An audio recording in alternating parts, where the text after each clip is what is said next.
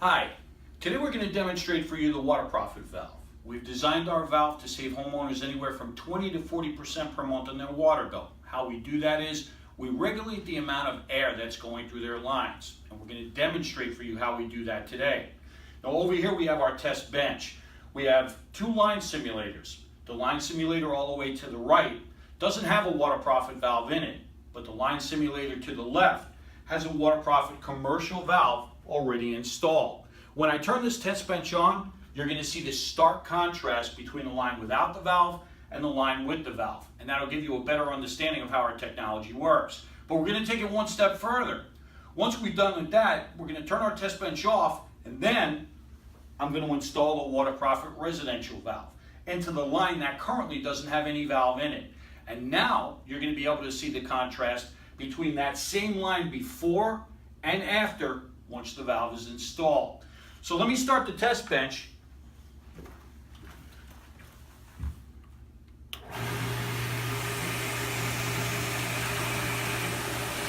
The first thing you're going to notice is that our line simulator to the right, which doesn't have a valve in it, has the presence of large and quickly moving air bubbles. These air bubbles are being created during conduction by friction. The more friction, the more the air bubbles. Now, your water meter can't distinguish between what's air and what's not. It's just not that smart. So it reads everything. Your needle's going to turn faster and faster on your meter, which means that it's going to show more consumption on your water bill. But now, focus on the line simulator over on the left, the one with the Waterprofit valve already installed. Notice the absence of any of those bubbles, of any of that friction and of any of that turbulence. That's because the Waterprofit valve is creating a compression zone of up to 200 feet upstream. And it's taking those large air bubbles and it's compressing them to almost a microscopic size, so that once the water is passing through the water meter, it's only water that's being read and not water plus air, and that's where your savings come in. Very important for you to always remember, the Waterprofit valve must be installed on the homeowner's side of the property. We can't mess with anything that's government owned or municipal owned, so it must be installed only on the private side. So now that you've seen the stark contrast between the two lines, I'm going to turn the test bench off, and then I'm going to install the Waterprofit residential valve in the line simulator, which currently has all the air and all the bubbles in it.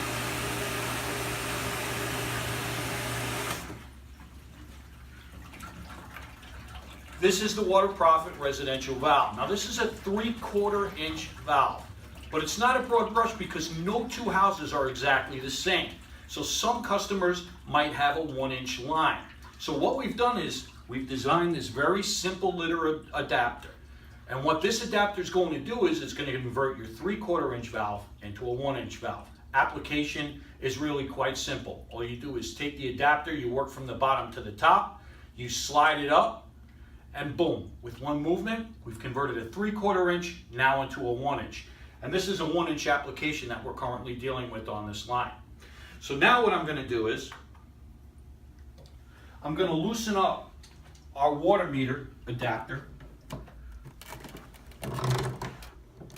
And you're going to notice that there's going to be some water present, but you don't have to worry about that. This is just because of the previous activity that we had in the line.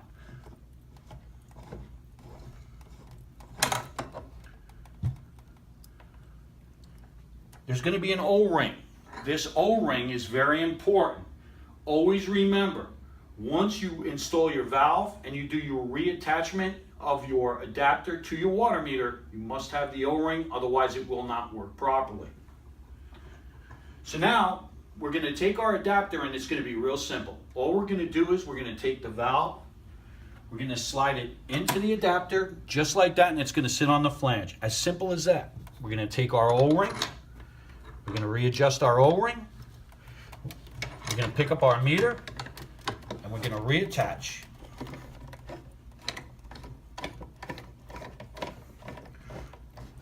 When you do your readjustments, you always want to make sure that you're adjusting as tight as possible. You don't want any leaks because that'll affect performance. And also, if you notice, I've attached the valve as close to the water meter as possible. Very important. The closer to the water meter, the more optimal the performance of the valve. So now that we've reattached our valve, we got our valve inside and we've reattached our adapter. Now we're going to turn the test bench back on. And I want you to focus closely now on the line simulated to the right.